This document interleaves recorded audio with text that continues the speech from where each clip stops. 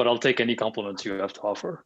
All right. I'm going to get us started. All right. So thank you, everyone, for joining this session of virtual seminars in economic theory. Today we have Navin Kartik from Colombia, who's going to present delegation in veto bargaining. Navin's co-authors, Andreas Kleiner and Richard Van Wilden, are with us, and we also have two guest panelists, Ricardo Alonso and Andy Zapechowniuk. So as usual, this format of the seminars is as follows. We have a 60-minute presentation with time for interim questions from the panelists.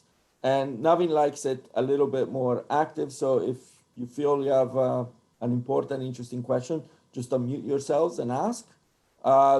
These 60 minutes will be followed by a 15-minute session for questions and discussion.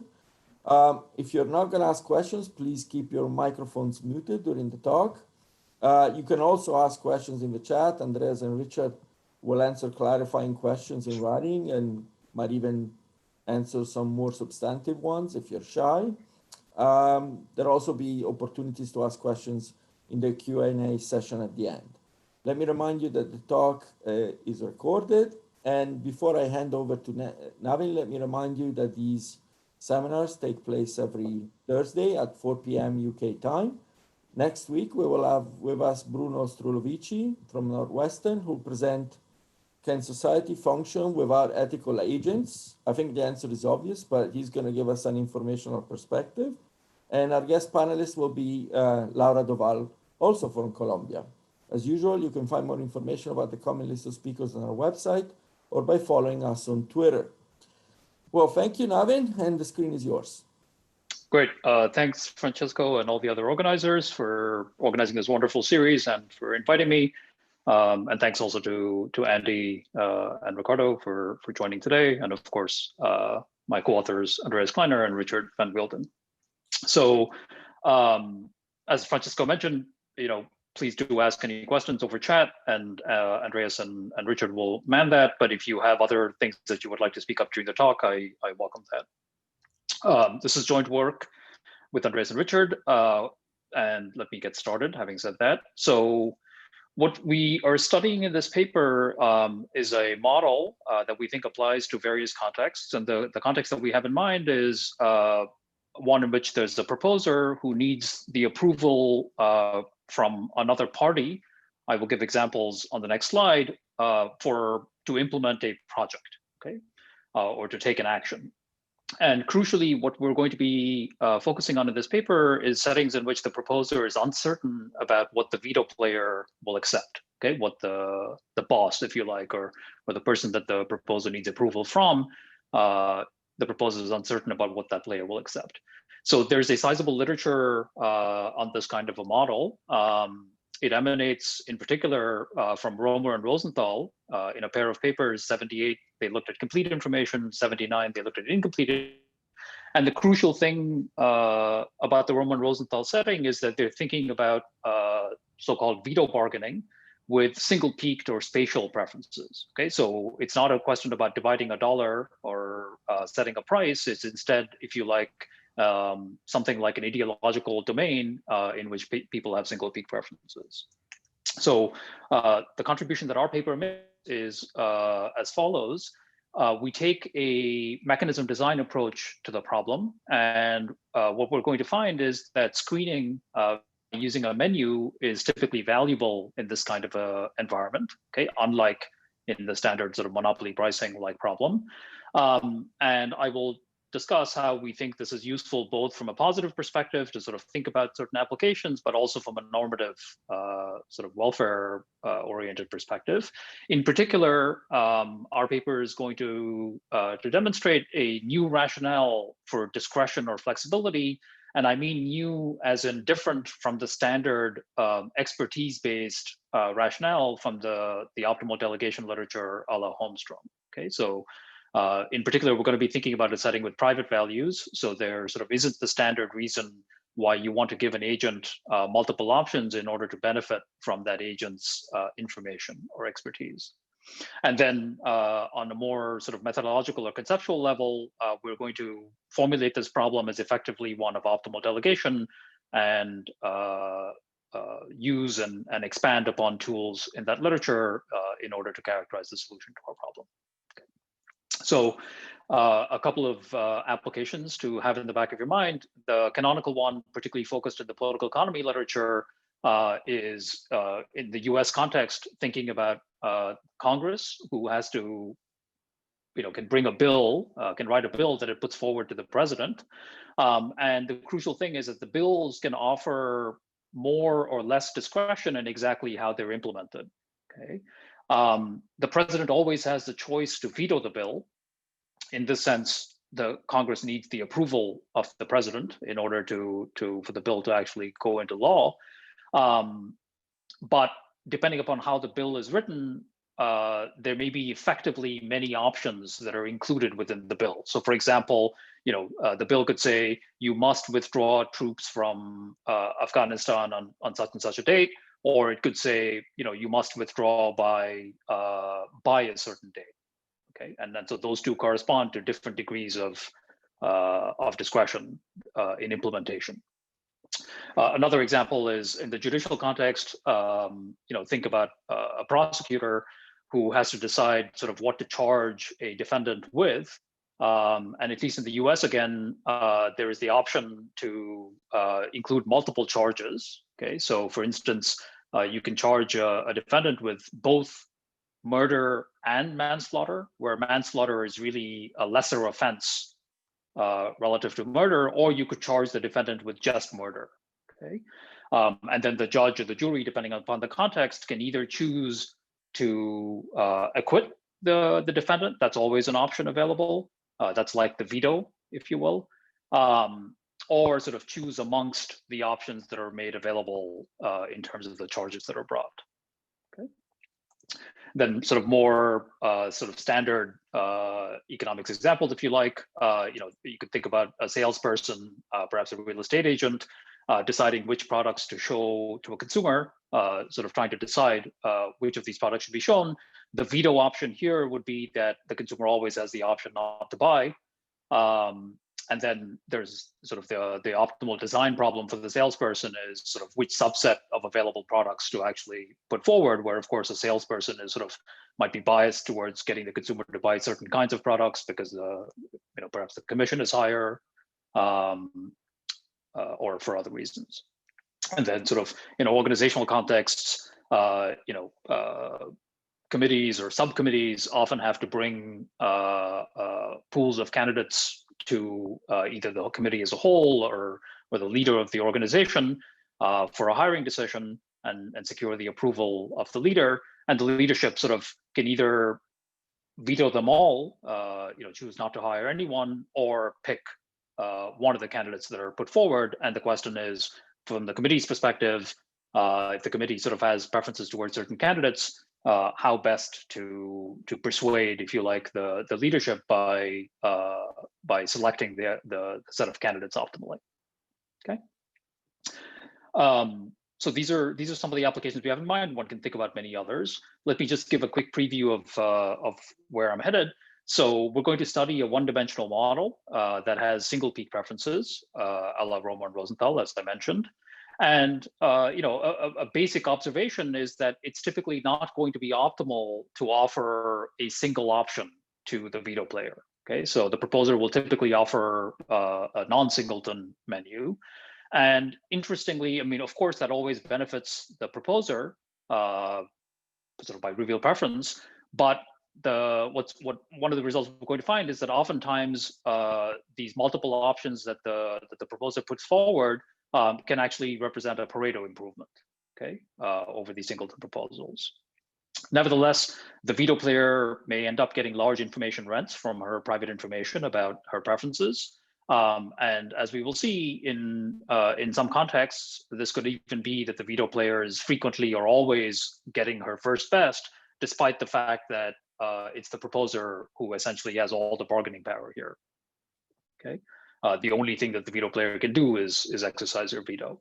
Okay, at a technical level, we sort of main focus of the paper is on identifying conditions for the optimal menu or the optimal mechanism to be nice. Okay, in particular, we will be talking a fair bit about sort of getting the, under what conditions does the menu look like an interval, both for sort of theoretical appeal, it helps with comparative statics, but also simply, practically, intervals seem appealing both positively and normatively.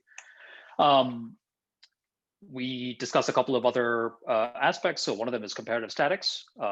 One of the results that we find is that in our setting, by contrast to the expertise-based delegation literature, the proposer will optimally give the veto player more discretion when their ex-ante preferences are more misaligned. Okay, I will make these statements more precise. And this is sort of the reverse of the Holmstrom-like result, where the more alignment there is, the more discretion or flexibility the principal gives the agent in that setting. Okay.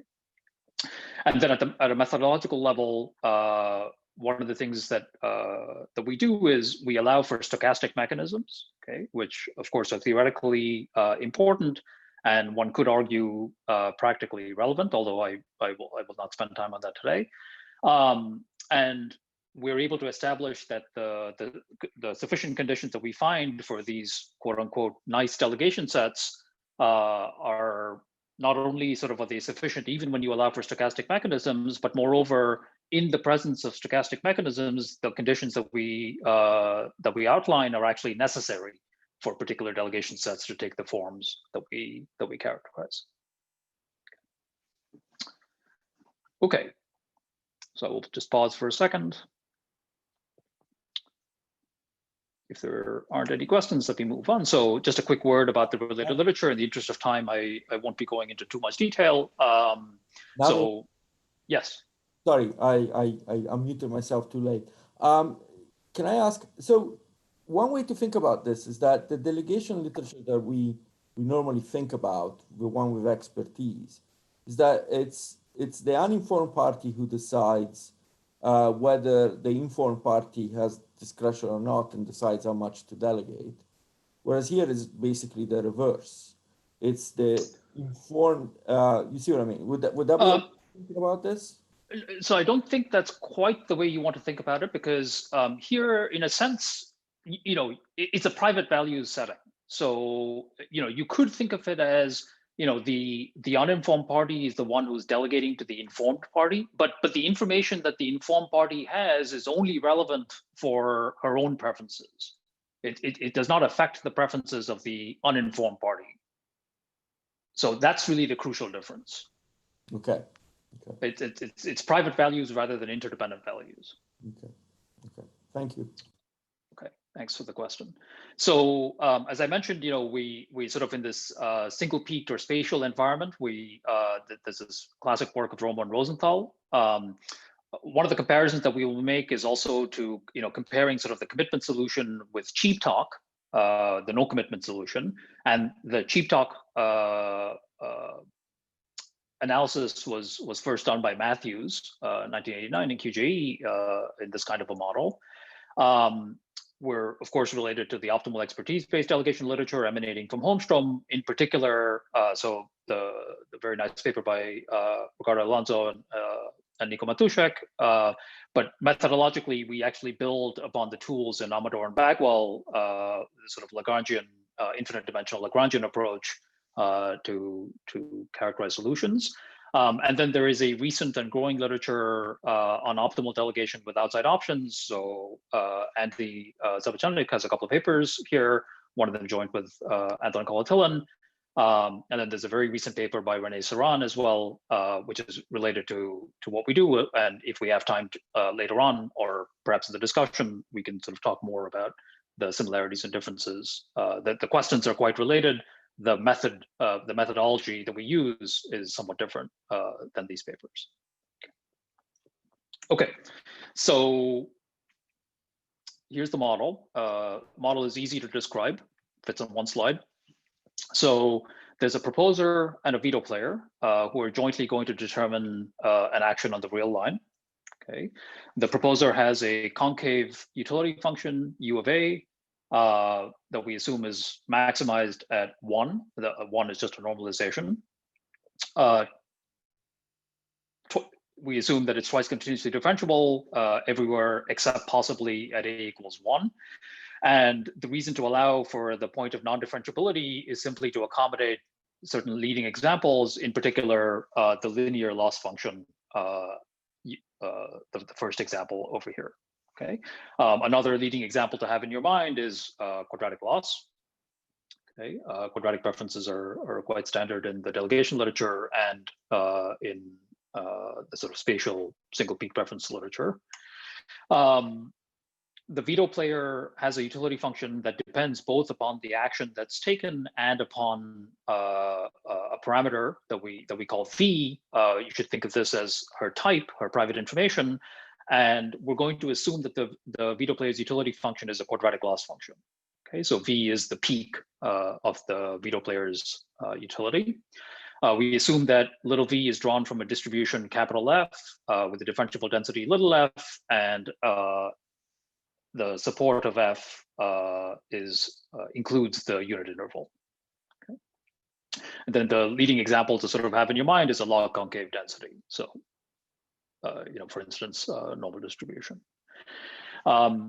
An important point here is you might wonder sort of why is it that we are assuming a particular cardinalization for the veto player's utility. Okay, so for a lot of our analysis, we could work with any symmetric loss function rather than specifically quadratic loss.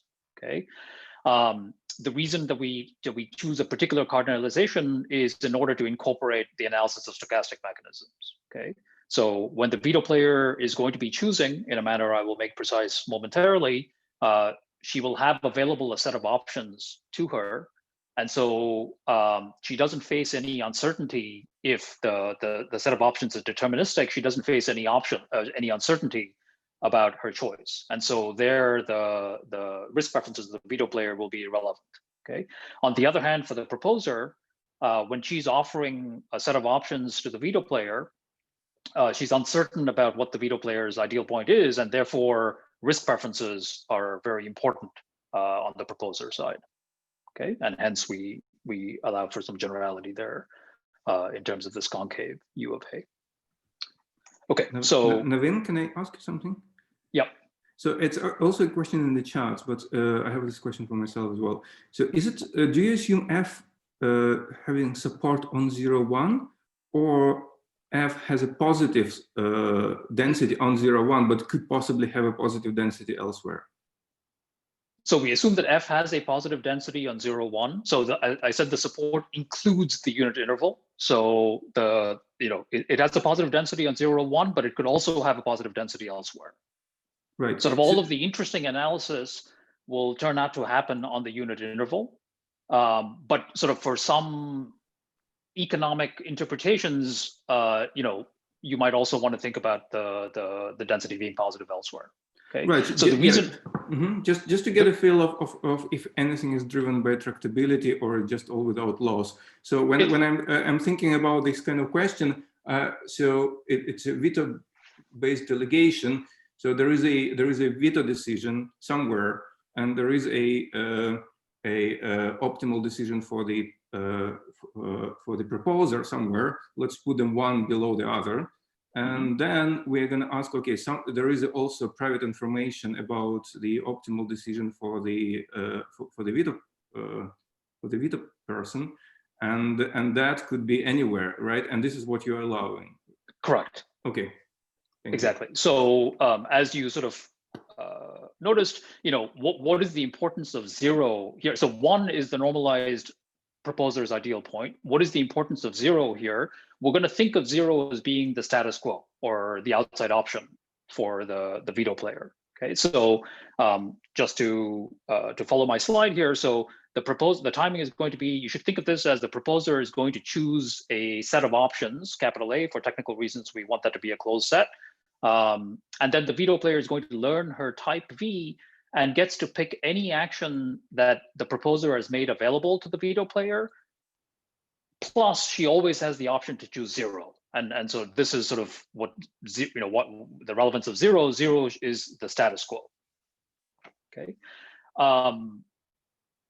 Let me note that this is equivalent to allowing the proposer to offer any direct mechanism, so long as the mechanism is deterministic, because any deterministic mechanism is going to correspond to some closed set of options, capital A. I've already mentioned that we are very interested in stochastic mechanisms, but I haven't formally introduced them because it requires some notation. I will do that at the very end if we have some time. And of course, subject to the proposer having commitment power, this accommodates just in the usual, the revelation principle, various game forms and protocols.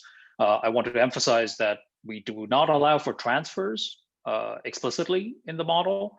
And as we've already discussed, this is a setting of private values. Okay, so that's the model.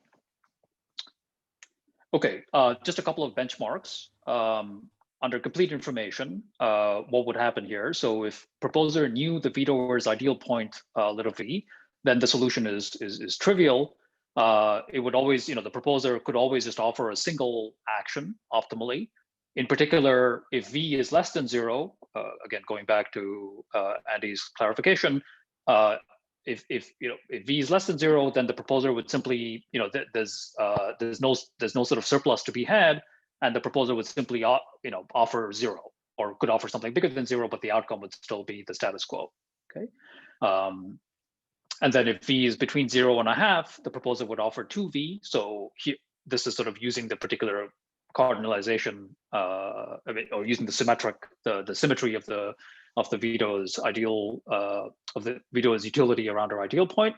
The proposer would optimally offer 2v, and if v is greater than 1/2, the proposer would just offer 1, her own ideal point, which would be accepted by the veto player.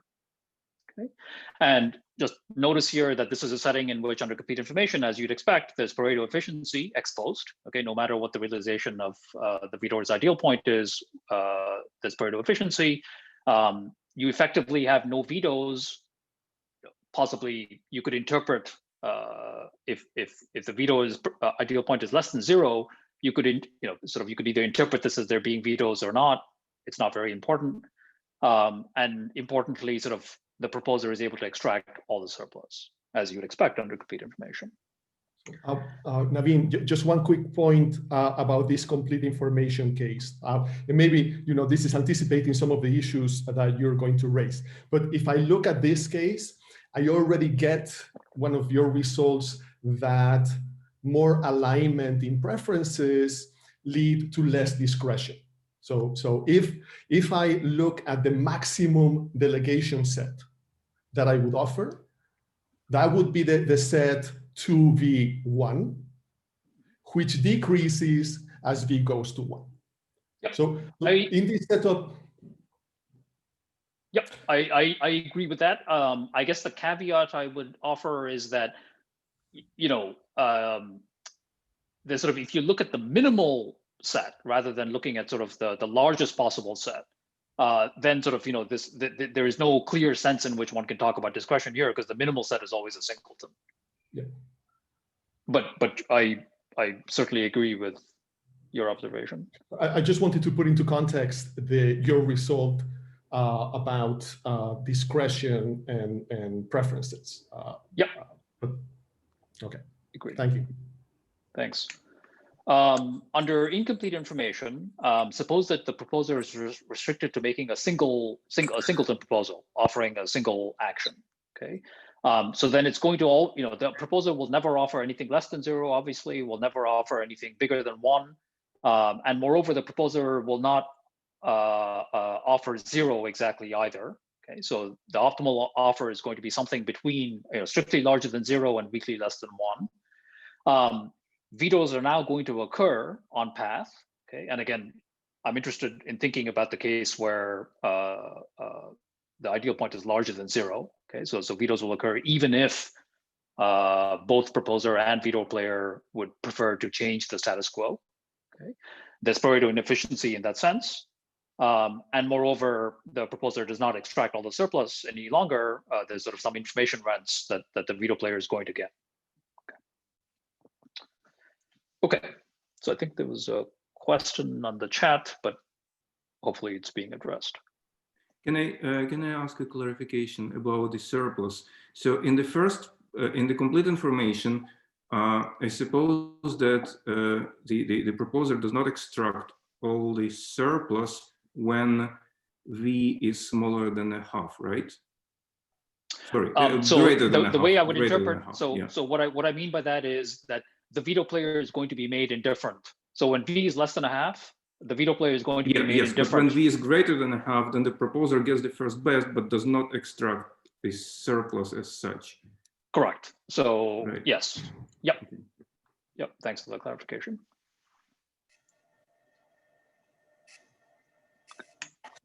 Okay. So as a sort of the way in which I want to proceed is, I'm going to talk about three particular kinds of delegation sets that we're going to be interested in. Okay, and I'm going to begin with full delegation. So one option that the proposer has is to offer sort of everything that is undominated. Okay, so again, the proposer is certainly not going to be offering any options that are outside the unit interval, where 0 is the status quo, 1 is the proposer's ideal point. Offering any option outside of that is dominated from the proposer's point of view. Of course, the veto player might prefer options outside that interval. And so we're going to refer to offering the complete interval 0 to 1, the unit interval, as full delegation.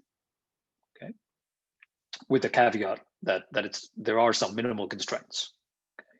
Okay. So if the proposer offered the full delegation menu, then the veto player would choose her ideal point. If the ideal point is in that interval, we'll choose 0 if the ideal point is less than 0, and choose 1 if the ideal point is larger than 1. Okay. This is a case in which we're going to get Pareto efficiency, ex post Pareto efficiency again, and we're not going to get any vetoes so long as the veto player's ideal point is larger than 0 at least. Okay. And notice that in this case, the veto player now gets her first best in the relevant range. And this occurs despite the proposer being the one who has commitment and substantial bargaining power. So the question of interest is, well, proposer could offer this, but is this actually optimal for the proposer? Okay. And the basic trade-off to have in mind in the analysis is the following one, right? On the one hand, the proposer would like to compromise or add sort of compromise options. And what I mean by that is add options that are further away from 1 towards 0, closer to 0. Think of that as intuitively being compromised. And compromising is going to mitigate the risk of a veto. Okay. But on the other hand, it may hurt the proposer when the veto player wouldn't have actually vetoed previously. Okay, so that's the basic trade-off that the proposer faces. And armed with that trade-off, it's not surprising then that sort of what matters is the distribution of the veto player's ideal point and the risk preferences, if you like, of the proposer in determining what the optimal delegation set is. Okay, so this object kappa turns out to play an important role in our analysis. The exact details are not very important for you to absorb, but in order to be thorough, we're going to define kappa as being the infimum in the relevant range of the proposer's, curvature of the proposer's utility function.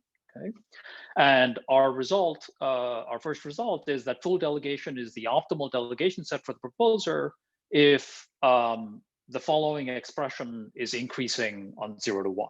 Okay, so if you look at the expression, there are, sorry, did I,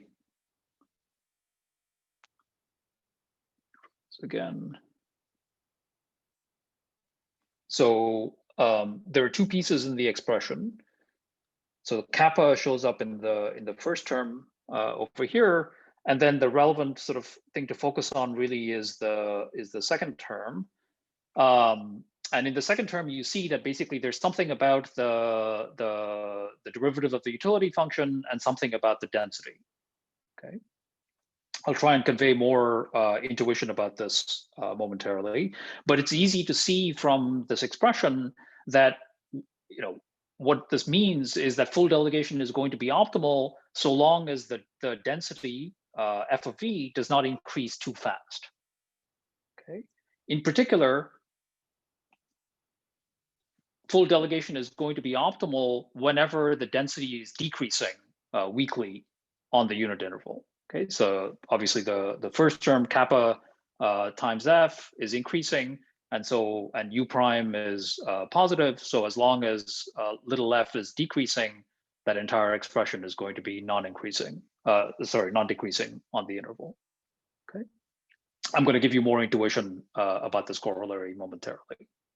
But an implication, therefore, is that if the density is unimodal, then full delegation is going to be optimal whenever there's large ex-ante disagreement. Okay, and specifically, so long as the mode of the distribution is less than 0, with a unimodal distribution, that implies that the density is decreasing on the interval 0, 1, and therefore the corollary implies that full delegation is optimal. Okay. And as we've already discussed a couple of times, this is in a sense reversing the logic of the expertise-based delegation. Let me sort of clarify this point that when I refer to this reversing logic, I want to stress that there's nothing sort of paradoxical about this. As Ricardo also alluded to, I mean, the fundamental trade-off in our model is different from the trade-off in the Holmstrom-based delegation literature. In the Holmstrom-based delegation literature, sort of, the reason why you delegate is to take advantage of the agent's expertise. Here, the reason why you delegate is in order to mitigate the risk of a veto. Okay, so in that sense, it's not surprising economically that the trade-offs are quite different in the two models. Okay, at a more sort of mathematical level, let me convey the intuition for the corollary. So on the horizontal axis is the Vito's ideal point, again, sort of focusing on the case where it's between 0 and 1, and on the vertical axis, here's actions. So full delegation would correspond to offering this entire interval from 0 to 1, okay? And now sort of when you do that, the distribution, whenever V is less than 0, the realized action is going to be 0. It's going to be the 45-degree line between 0 and 1. And then whenever V is larger than 1, we're going to get the action 1. So consider sort of starting with this full delegation set and thinking about sort of chopping a hole or taking out an interval of options from L to H, okay, low to high, with the midpoint indicated there. So now the delegation set, instead of the blue interval, is the red, the two red intervals. Okay. So what is the effect of this from the proposer's point of view? Well, now sort of, we've changed so that whenever the veto player's ideal point is in this interval over here, we're actually going to get action H action L rather than getting the veto's ideal point. And whenever the veto's ideal point is above the midpoint, we're going to be getting action H rather than getting the 45-degree line, the veto's ideal point. Okay. So the basic trade-off for the proposer is that when she takes out this interval, she's sort of benefited whenever the veto's ideal point is in between the midpoint of the interval and the upper end point of the interval, because she's now sort of increased the action. Whereas she's harmed whenever the veto's ideal point is in the lower half of the interval, because she's now decreased the resulting action. Okay, and the question is sort of, does the proposer benefit from that change or in net? Okay, and to sort of think about this, let's consider transforming things and thinking about the distribution of induced actions. Okay, so now I've got actions on the horizontal axis and distributions on the vertical. And so suppose that the veto player's ideal point is distributed according to CDFF. Okay, again, we're interested in the case that the corollary concerned a decreasing density, which is equivalent to a concave CDF. So this is the distribution of induced actions from full delegation.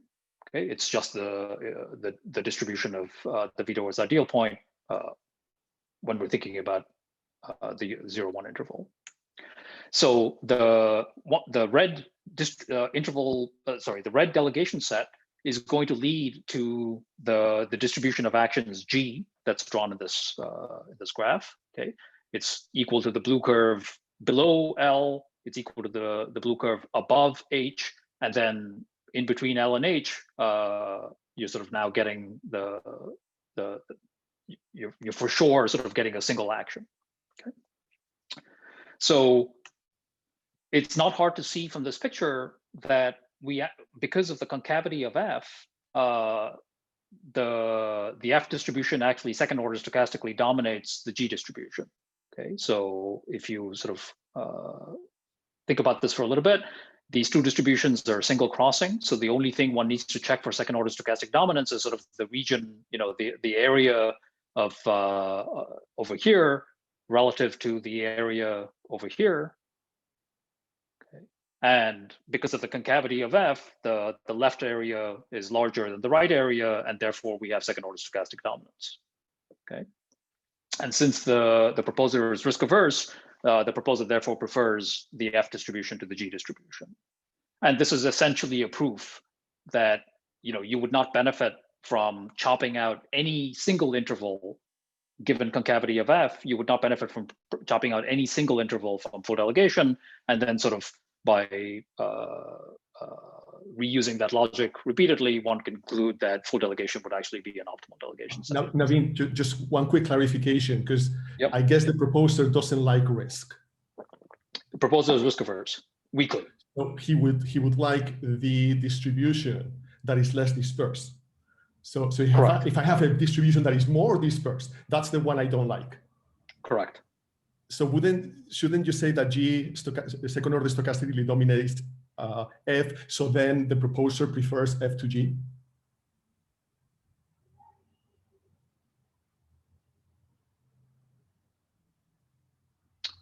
I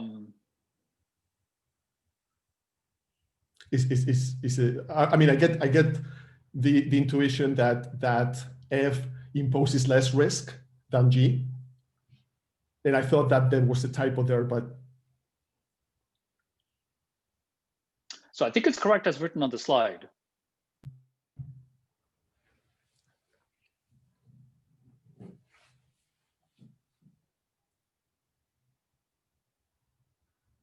So I'm not sure I actually followed the question then. So the proposer prefers F to G. Correct. So F should impose less risk. Right. So if F imposes less risk, it must be that F as a distribution is less dispersed in the sense Yes. of second order stochastic dominance. Yep. I mean, my sense is that if I integrate G minus F, that's always positive. But again, it's not really important. I'm not. Okay. I don't want to keep you. So I think I'm missing something, but we can maybe check this later. Okay. So if the density is actually increasing on the interval L to H rather than being decreasing, okay, then sort of maybe it's easier to sort of see it on the left side panel over here. If we had an increasing density, then by chopping out this interval, you're actually going to be increasing the expected action, right? Because you sort of the increasing density is going to put more weight on the upper half of the interval rather than the lower half of the interval. And this means that on the one hand, the proposer benefits because the expected action is increased. On the other hand, because of risk aversion, the proposer is hurt by adding this additional variance, okay, by spreading out the distribution. And so whether this is desirable or not is going to depend upon, how much the density is increasing relative to the proposer's risk aversion, okay? Specifically, it turns out to depend upon this ratio of F prime to F relative to U double prime to U prime, okay? Which sort of gives some intuition for why U prime shows up in the proposition about full delegation. And with linear utility, the only thing the proposer cares about is the expected action, okay? And therefore, F being decreasing weakly is actually a necessary condition for full delegation to be optimal, Okay, because any increasing portion, any portion where f is increasing, the proposer is going to want to chop out that interval. Okay, if the proposer is risk neutral in the relevant region. Okay, and then we can use the proposition in order to establish that, as is intuitive, given any density, full delegation is going to become optimal if the proposer is sufficiently risk averse. Okay, in the Arrow-Pratt sense. Intuitively, sort of when the proposer becomes extremely risk averse, the veto looms large, if you will, and any risk of a veto is going to be sufficiently detrimental to the proposer, and therefore full delegation is going to be optimal. Okay.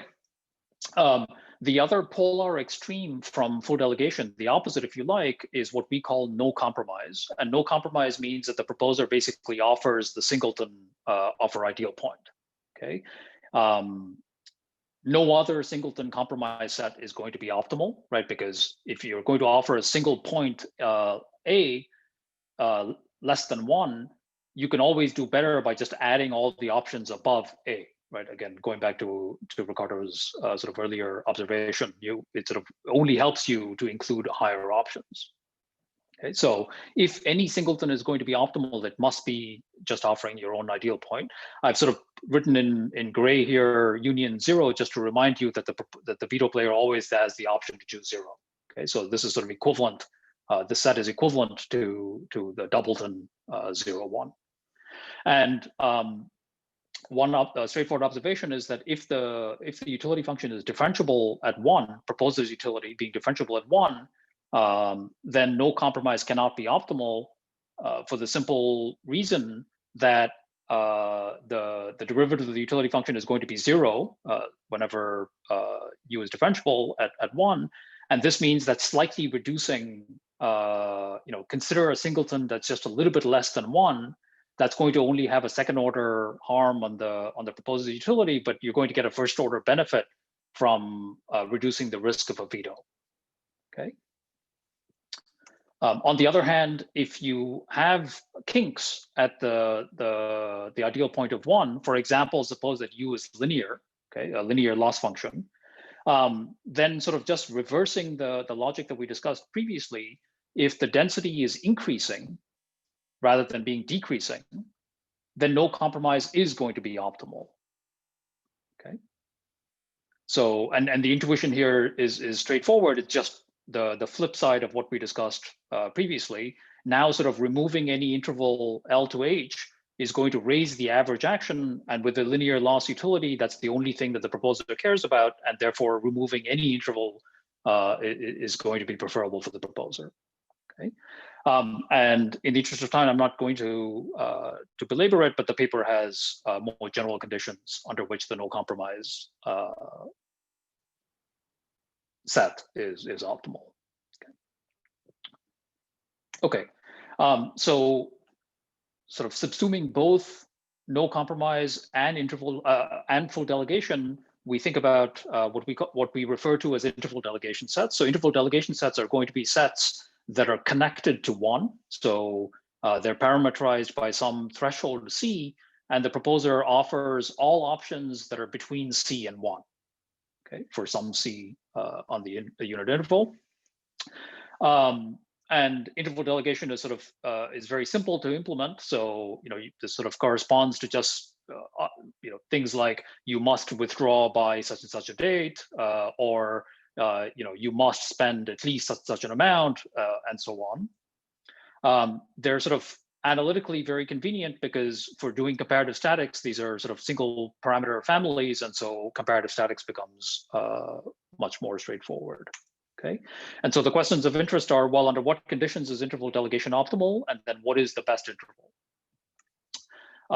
So just an observation it's really a corollary of a more general result, but it's sort of easy to state.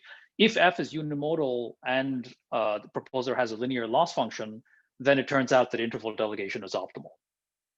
Okay. Linear loss is, of course, an extreme sort of case, risk neutrality in the relevant region. And so in order to generalize this, the paper has a more general result, but it's sort of hard to, it's sort of a complicated result. And so I just want to give you a corollary that we have in the paper.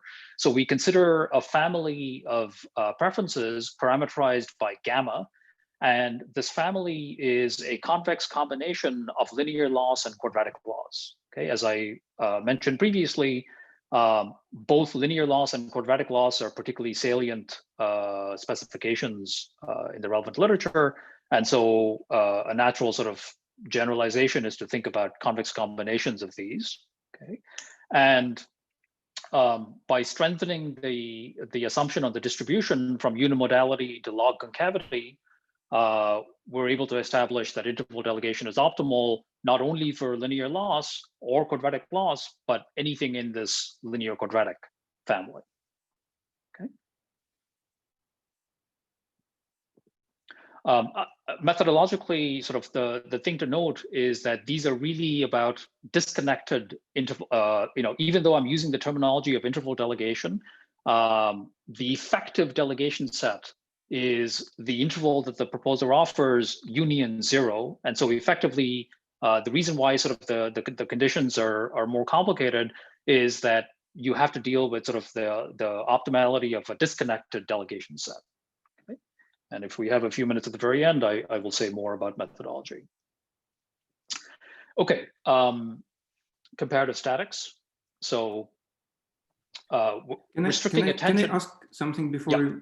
Yeah. So have you looked at the case of the utility of the proposer as a convex combination between the let's say the quadratic or the linear one and the utility of the veto player, or more generally, have you looked at the case of utility of proposer depending on V?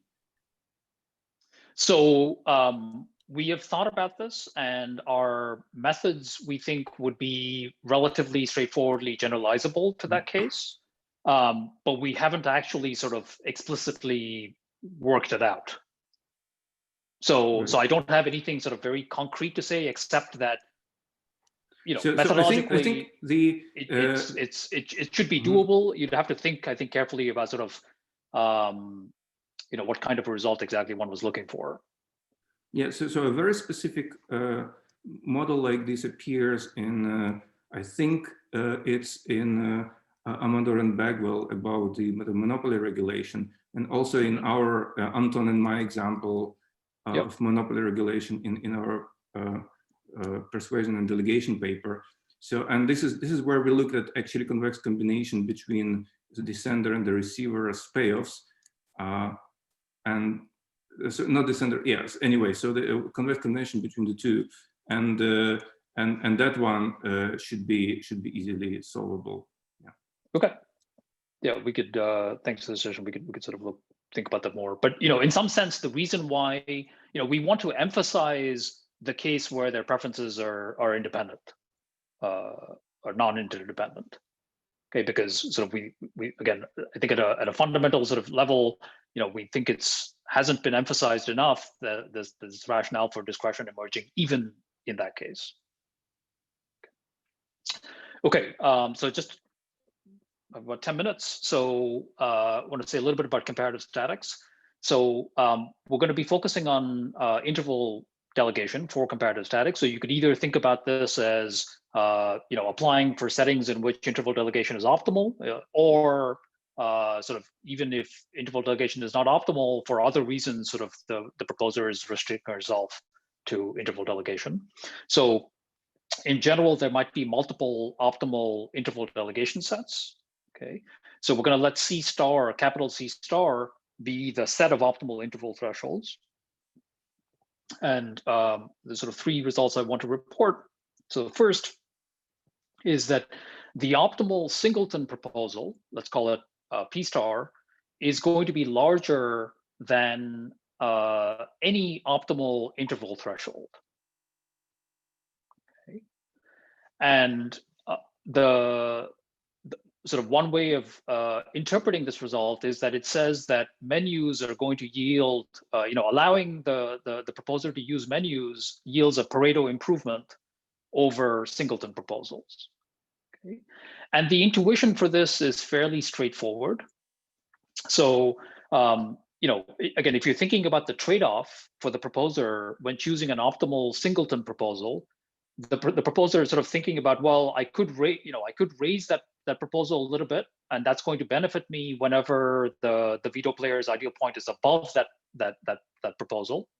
But it's going to hurt me whenever the veto player's ideal point is lower, okay, or sufficiently lower. On the other hand, if you're using an interval with the same threshold as that singleton proposal, you sort of no longer have to worry about being harmed when the veto player's ideal point is above, right? So you sort of, there's always, that's going to push you in favor of lowering the threshold when you're using intervals rather than singletons. Okay. So that's the basic intuition for one, and sort of one application of this is, so for instance, if you're thinking about a prosecutor deciding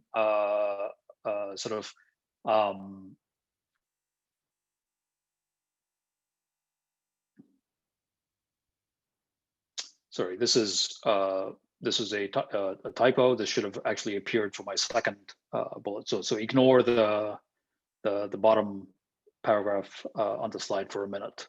The overlaying is apparently awry.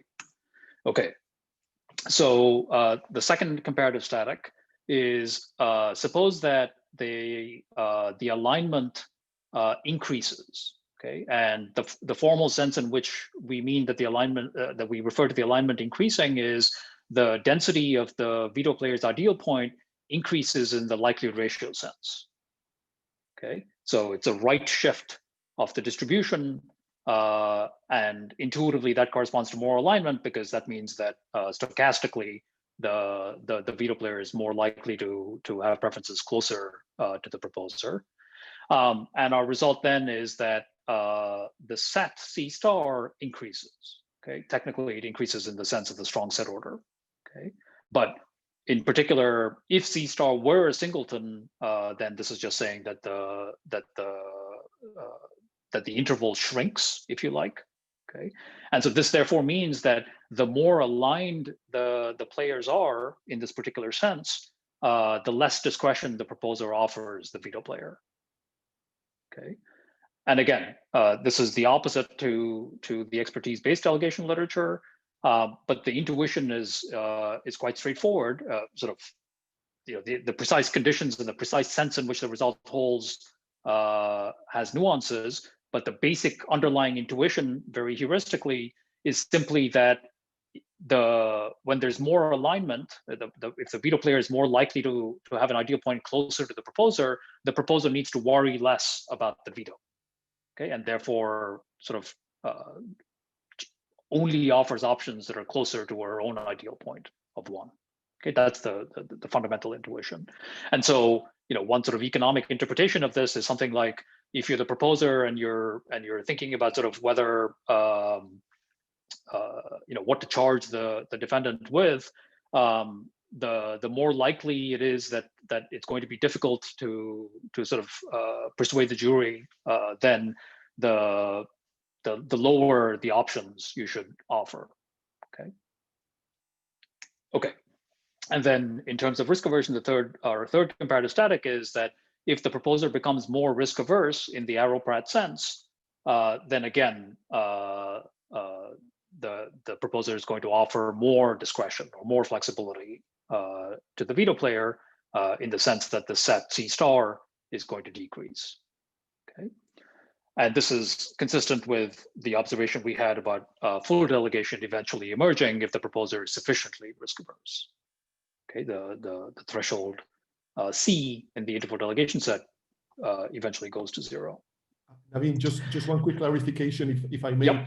Just to make sure that these very nice comparative statics are drawn for interval delegation.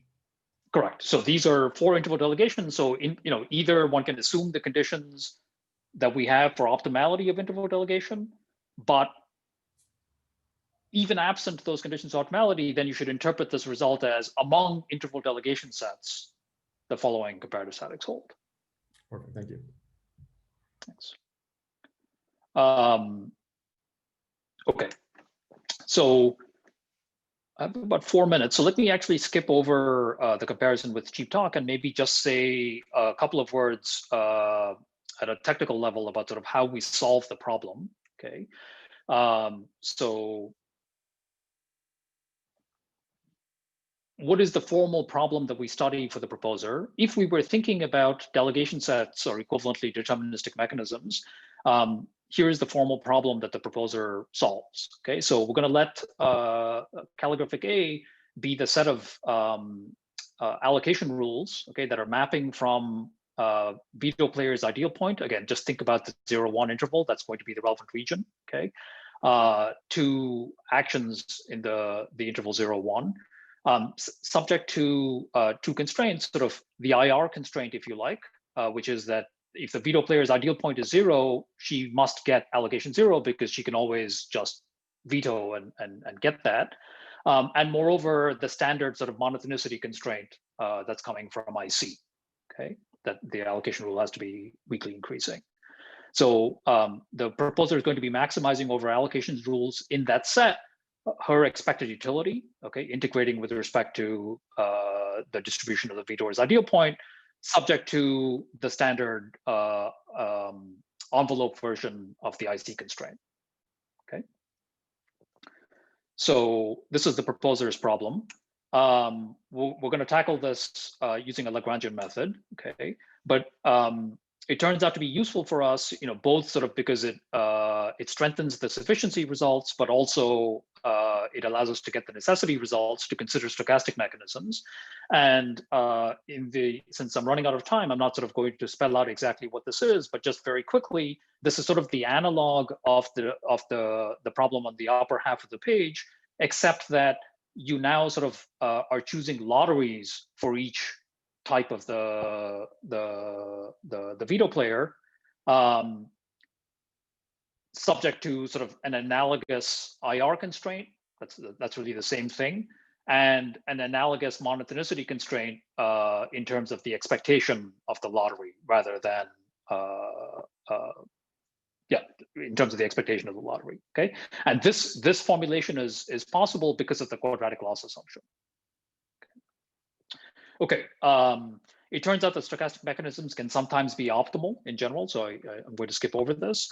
And the basic way, this is not going to sort of convey a whole lot of intuition, but just for the sake of thoroughness, you know, what we basically do is consider an appropriately relaxed problem that sort of modifies the objective and changes the constraint, and sort of work with this relaxed problem in order to, this relaxed problem is sort of appropriately defined so that the objective in the relaxed problem is a concave functional, the constraint set is a convex constraint set, and then we're able to apply Lagrangian methods on this problem. Okay, so at a very high level, that's sort of the method that we use. Okay. And this is, I guess, you know, going to Andy's question, you know, there are other things that we could do that we haven't. Okay, but let me come up. Let me conclude. So just to recap, you know, basically so what this paper does is sort of study the role for screening or delegation in a veto bargaining problem, and sort of identify this different economic force for delegation or discretion. Okay, I will take another minute just to comment on something that that Andreas and I in particular are working on, which is sort of thinking about a limited commitment version of this problem. Okay, so an important assumption, of course, you know, you could interpret our model, the model that I presented very literally, that sort of the proposer offers a menu. You could sort of, or think about this more generally as just a mechanism design problem, as I said, where the proposer has commitment power.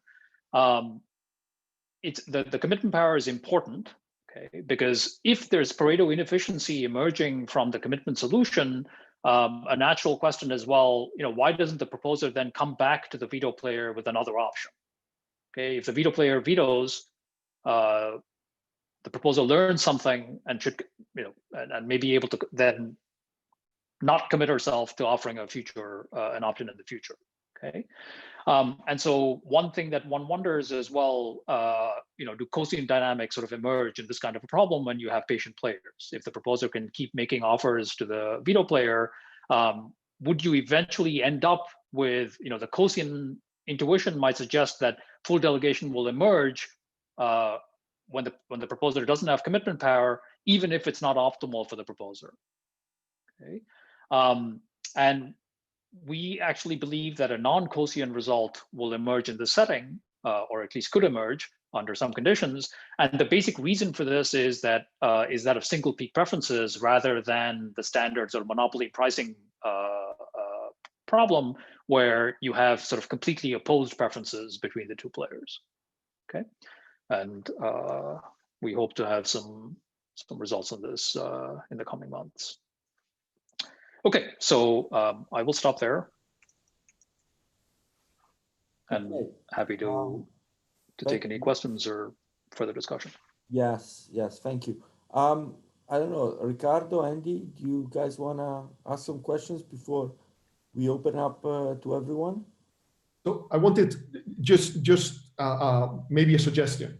I mean, I found the paper and the presentation very nice and extremely clear and suggestive. Now, Navin, you've emphasized the point that you're looking at the private values case, right? As opposed to the common values case, that's the norm in the delegation expertise-based literature.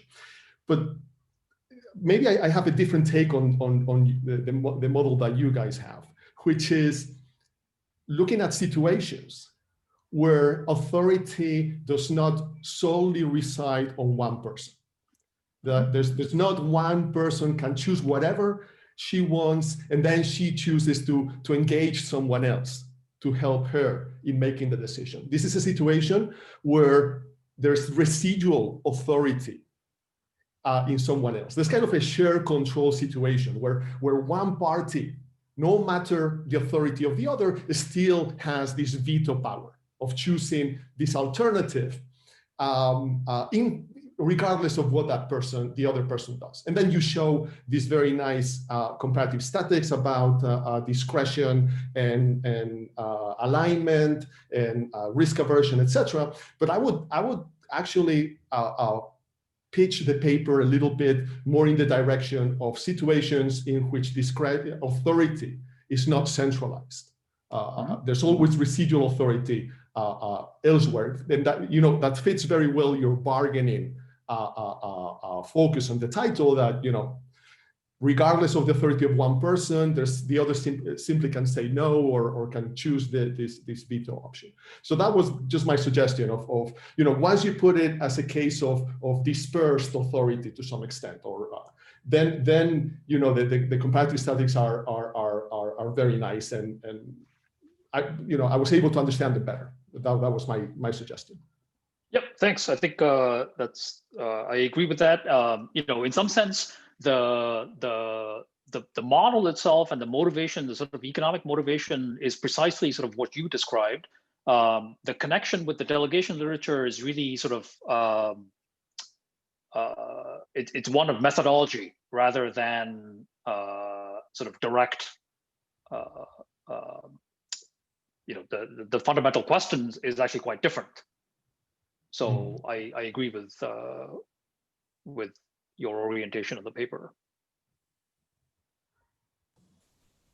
Okay, right. So Andy? Yes, thank you.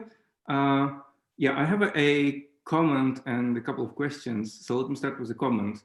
So in my paper with Anton on persuasion meets delegation, the model of delegation that we have there is exactly of this kind of model where you have which we call a balanced delegation. And so in fact, what we are making a point that our balanced delegation model actually includes the usual delegation, because you can always add a veto decision which nobody cares to choose, right? So you can add extreme decisions, sufficiently extreme decision that nobody would be choosing, and therefore the veto delegation model actually includes the general delegation model, the standard delegation model, using, under some assumptions about utility. So unless, utility is globally increasing or something. So our paper actually, in a recent, in the later version, we proved equivalence of stochastic persuasion and stochastic delegation under some conditions. So you might actually look at this, and because your model fits our delegation model, you might actually look at the equivalent stochastic persuasion models, and persuasion has always been about stochastic models, right? So maybe there, if you want some hints of how to solve some problems in delegation, maybe you can use that. Okay, so thanks. So we had, of course, we're familiar with your paper. We have not seen the version that talks about stochastic mechanisms. Yeah, so Anton and I are very slow. So we had this result for about a year. We've been tidying some details. So it's just up to some really, essentially we have everything. It's just, yeah, so our revision takes really long. Yeah. But we can send you the paper. That's not a problem. It's just not yet ready to be submitted. But other than that, it's okay. Okay. Right. So, and I have a couple of questions, and this is not easy questions. I don't know if you really want to answer those. So one is, do you have a kind of informal intuition? So the result that I really like, or actually the idea that I really like that comes from is the fact that the Holmstrom point is that when you have more alignment, you have more discretion. And in your case, when you have more alignment, you have actually less discretion. So while it's clear where it comes from in terms of mathematics, can you say something about, can you explain it in a non-technical way? Yeah, so, the basic intuition, again, that we have is the following. So in our setting, the reason why you want to give additional options to the agent, specifically, so the proposer wants to give additional options to the veto player, and by additional, I mean sort of lower options, okay, is because the proposer is worried that the veto player is going to be misaligned and therefore veto the higher options, right? So if you think about it from that perspective, the more confident the proposer is that the veto player won't veto, the less of an incentive there is for the proposer to offer these lower options. So in that sense, sort of the proposer will compromise less, and now sort of then you need some sort of technical steps. But if you're thinking, for example, about interval, if you restrict yourself to thinking about interval delegation sets, that sort of suggests that you're going to get smaller interval delegation sets when the proposer expects the veto player to be more aligned ex ante. Okay, and the important difference with Holmstrom is that here the sense of alignment is an ex ante, distributional sense. It's not an ex post sort of notion. Does that help?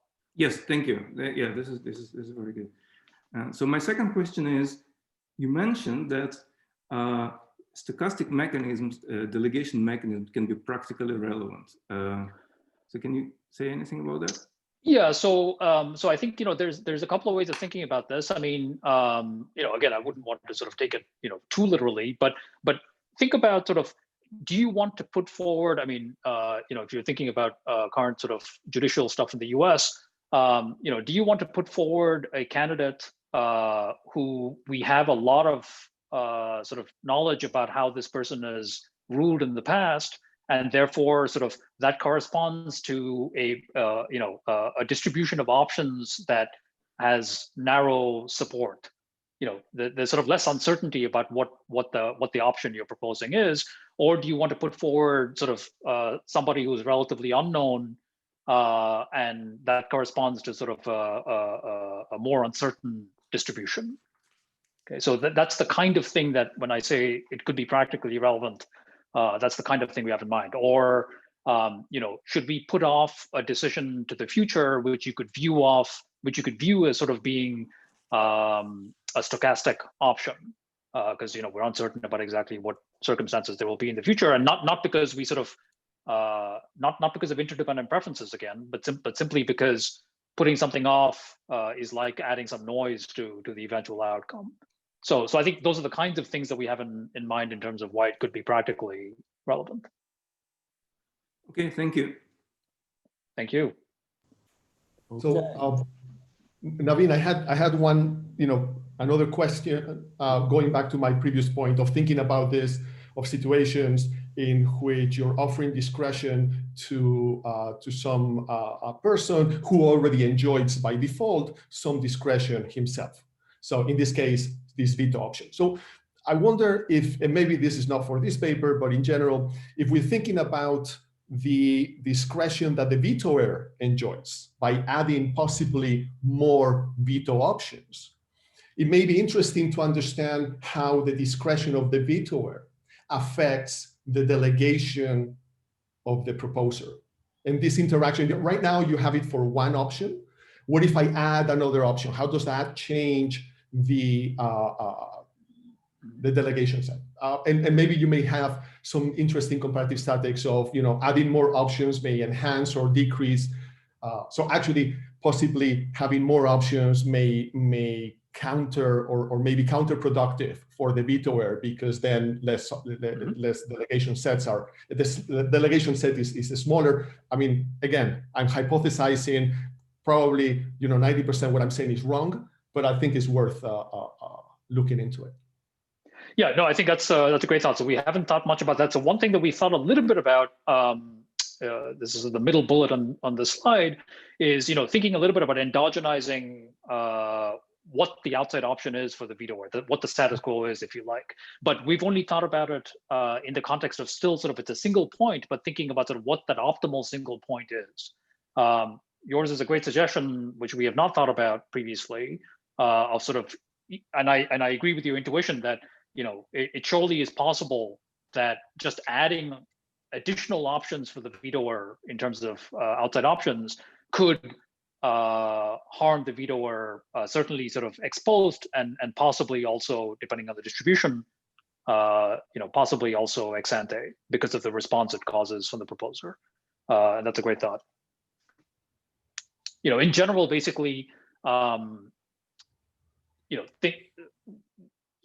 things become somewhat difficult already. Sort of, if you're interested in characterizing optimal sets for the proposer, once you have this one additional option for the vetoer that's always available, because it sort of makes the effective delegation set more complicated, things become difficult to analyze. So I think if you have additional options, things will become even more complicated. But I think as a matter of economics, it's an interesting point.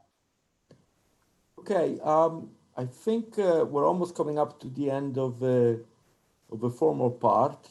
There is a question by Ming Li, who's raised his hand. Do you mind unmuting yourself and asking the question? Hi, Navin. Hi, Richard. So good Hi, to see you guys virtually. Hi. So I just have a question regarding, I'm ashamed to admit that I don't know the Matthews paper very well. So it's a cheat talk from the veto player to the proposer, right?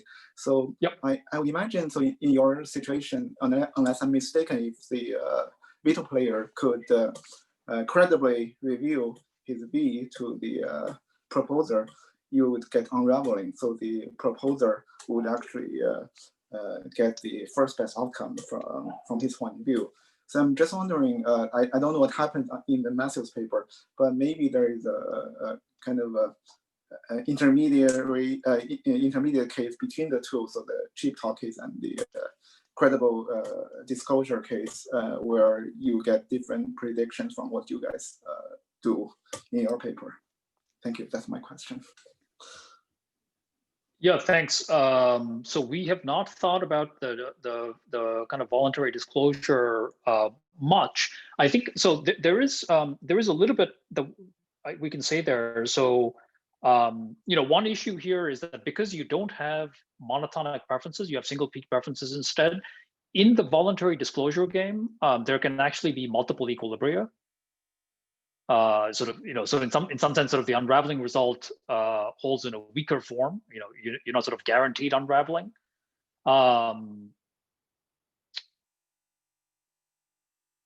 We have not thought about any sort of intermediate cases. So I will have to think more about that. Okay, I'm just gonna say that this concludes the formal part. We're gonna stop recording now, and if people want to leave, of course, you were free to leave before, but we're stopping the talk right now. We're just gonna maybe say a few more minutes if people have additional questions, say goodbye and such things. Thank you very much, Navin, and the two panelists, Andy and Ricardo, Richard, and everybody else. Thank you very much for participating. Okay, Thank thanks. You. Andrea, sorry, I forgot you.